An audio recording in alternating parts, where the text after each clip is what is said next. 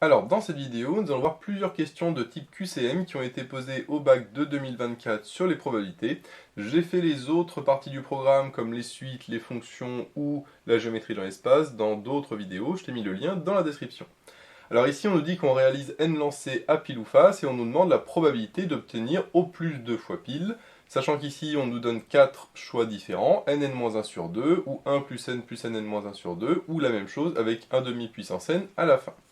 Alors ici, ce qui va se passer, c'est que comme on réalise n lancers à pile ou face, et donc pile ou face c'est soit un succès, soit un échec, et qu'on réalise n lancers qui vont être du coup indépendants, on va modéliser ça par une loi binomiale, et on va noter grand X qui correspond au nombre de piles, puisque ici on cherche le nombre de piles. Donc grand X, ça va être la variable aléatoire qui correspond au nombre de piles que l'on a sur les n lancés.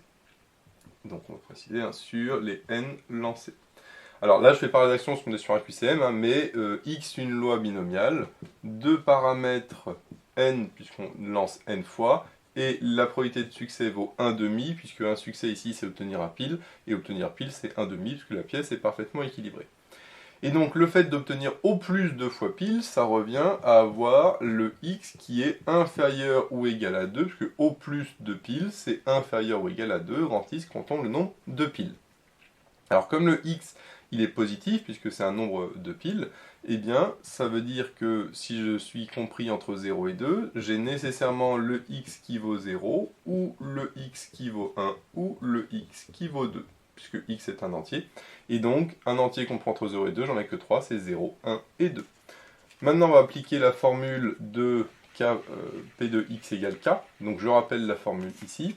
Pour une loi binomiale, je sais que P de x égale k, c'est égal à k parmi n fois P puissance k fois 1 moins P puissance n moins k. Sachant qu'ici, le P, sa probabilité de succès, c'est 1 demi, donc là, le P, je peux le remplacer par 1 demi, et là, pareil, P vaut 1 demi, mais 1 moins 1 demi, ça fait 1 demi. Donc là, le 1 moins P, sa probabilité d'échec, il vaut aussi 1 demi. Mais 1 demi puissance k fois 1 demi puissance n moins k, bah ça fait 1 demi puissance n. Donc finalement, j'ai k parmi n fois 1 demi puissance n. Alors attention, ici c'est particulier du fait que comme le p vaut 1 demi, bah 1 moins p vaut aussi 1 demi. Ce qui fait qu'au final ça se regroupe, ça fait 1 demi puissance n. Mais dans le cas général, bien sûr, c'est faux. Donc là, j'ai juste à chaque fois à remplacer le k par 0, par 1 et par 2. Donc pour x égale 0, en p de x égale 0, c'est k égale 0, donc ça me fait 0 parmi n fois 1 demi à la puissance n. Pour p de x égale 1, je remplace le k par 1, donc ça me fait 1 parmi n fois 1 demi puissance n. Et pour p de x égale 2, le k vaut 2, donc ça fait 2 parmi n fois 1 demi puissance n. Donc 2 parmi n fois 1 demi à la puissance n. Donc là, je vois que je peux factoriser par 1 demi puissance n, donc on se doute que ça va être une des deux réponses qui va être ici, donc soit la 3, soit la 4. Et donc je peux factoriser. 0 parmi n, on sait que 0 parmi n, ça fait toujours 1. On sait ensuite que j'ai 1 parmi n, ça fait toujours n. Et ici, j'ai 2 parmi n. 2 parmi n, il faut le savoir, c'est n fois n-1, le tout sur 2. Je vais juste le redémontrer en dessous très rapidement. Mais de toute façon, on se doutait, puisque ici, ça correspond à la dernière possibilité. Donc si on fait 2 parmi n, on sait que ça fait factoriel n sur factoriel 2 factoriel de n-2. Factoriel 2, ça nous donne 2. Et factoriel n sur factoriel de n-2, bah, tout va simplifier jusqu'à n-2, puisque je rappelle que factoriel n, c'est 1 fois 2 fois 3, etc. jusqu'à n. Et en dessous, factoriel 2, c'est pareil, jusqu'à n-2. Donc j'ai tout qui va se simplifier, sauf ici le n et le n-1, parce qu'avant j'ai le n-2. Donc tout ça va se simplifier jusqu'à n-2. Sauf ici le n-1 et le n, donc ça fait nn-1 sur 2, ce qui est ce que j'ai là. Et donc c'était la réponse D. Dans cette question, on nous dit qu'un code est composé de 4 chiffres qui peuvent être identiques et de 2 lettres distinctes parmi A, B et C, c'est-à-dire que j'ai 2 lettres, genre AB, AC, BC, etc. Mais ça ne peut pas être AA, BB, CC, c'est-à-dire que les lettres sont forcément différentes. Et ici, c'était un vrai faux.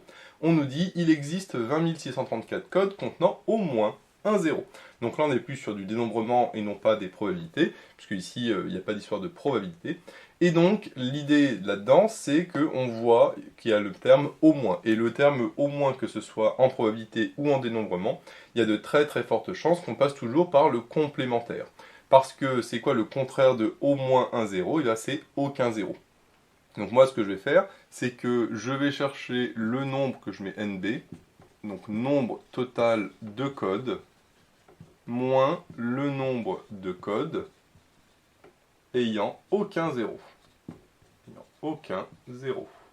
Parce que si je fais le nombre total de codes moins ceux qui n'ont aucun 0, ça me donnera ceux qui ont au moins un 0, puisque le contrat de au moins un 0, c'est aucun 0. Donc du coup, maintenant, on va falloir trouver ces deux termes, le nombre total de codes et le nombre de codes ayant aucun 0. Pour le nombre total de codes, donc on va commencer par celui-là. Donc là, on sait qu'on a 4 chiffres et après, on a 2 lettres. Donc là, ici, les 4 chiffres, je sais que j'ai 10 possibilités pour le premier chiffre, parce que c'est 0, 1, 2, 3, 4, 5, 6, 7, 8, 9, donc j'ai 10 chiffres différents.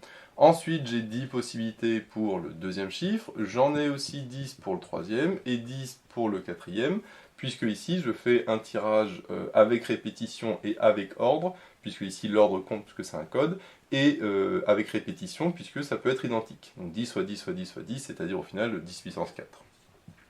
Et maintenant, par contre, pour les deux lettres distinctes, là, pour la première lettre, j'ai 3 possibilités, soit A, soit B, soit C, donc ça me fait 3.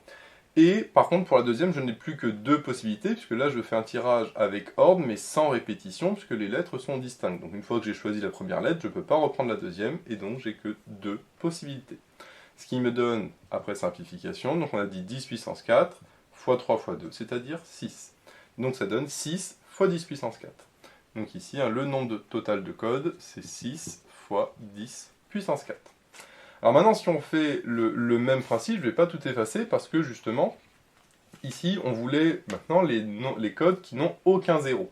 C'est-à-dire que la seule chose qui va être différente, c'est-à-dire que les chiffres, maintenant, ne peuvent pas valoir 0, 1, 2, 3, 4, 5, 6, 7, 8, 9, mais plutôt 1, 2, 3, 4, 5, 6, 7, 8, 9. C'est-à-dire que je n'ai plus 10 possibilités, mais j'ai 9 possibilités à chaque fois.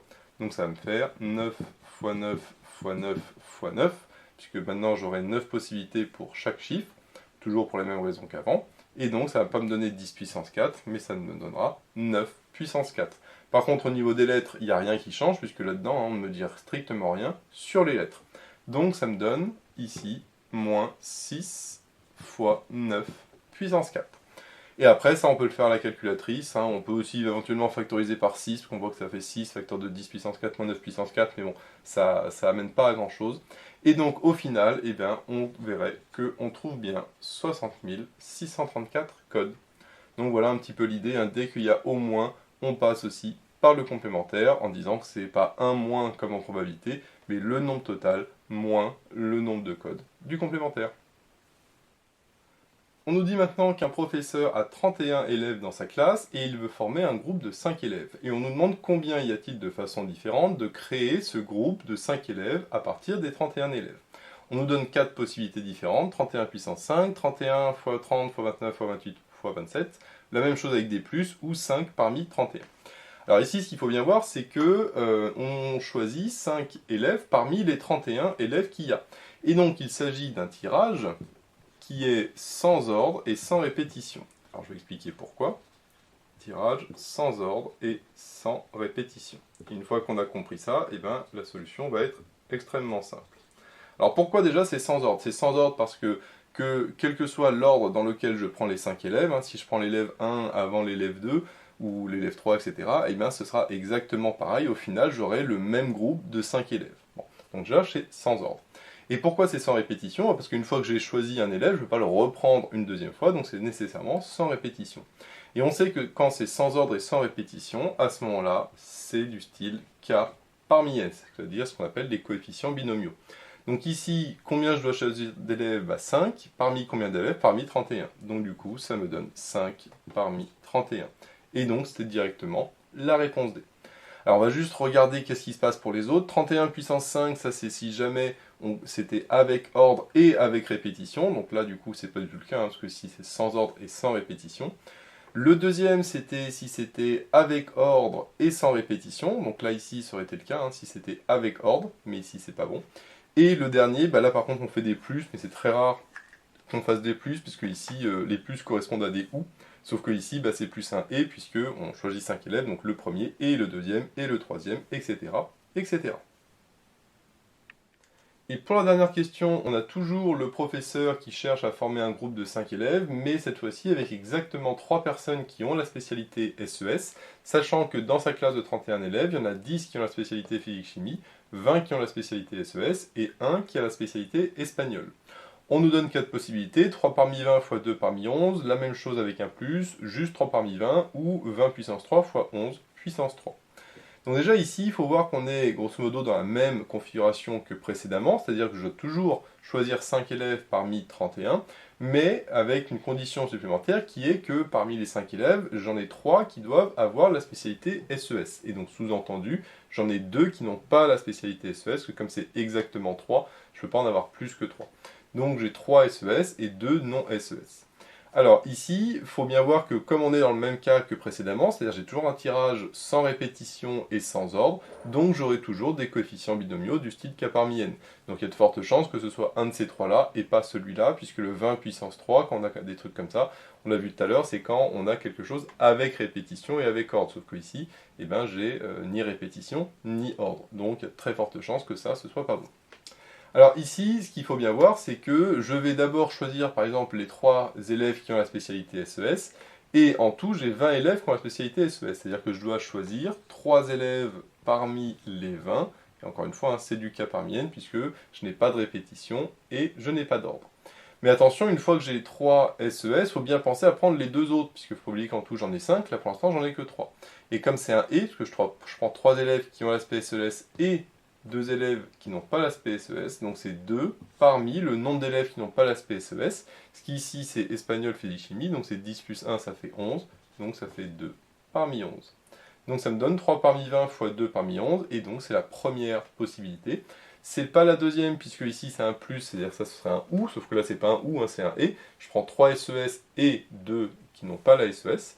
Et enfin, c'est pas la dernière, parce que si je prends juste 3 parmi 20, le souci, c'est que je choisis les 3 élèves qui ont l'aspect SES, mais je ne choisis pas les deux autres. Sauf que les deux autres, eh ben, j'ai plein de possibilités, parce que j'ai 11 élèves en tout qui n'ont pas l'aspect SES, et donc bah, en prendre 2 parmi 11, bah, ça fait quand même beaucoup. Donc ça fait beaucoup plus de choix que si j'en prends juste 3 parmi 20.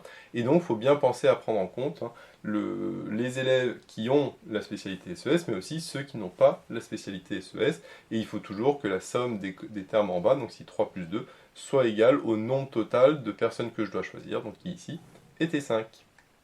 Donc voilà, j'espère que tu as aimé cette vidéo. Si c'est le cas, n'hésite pas à liker et à t'abonner. Et moi je te dis à bientôt pour de nouvelles vidéos.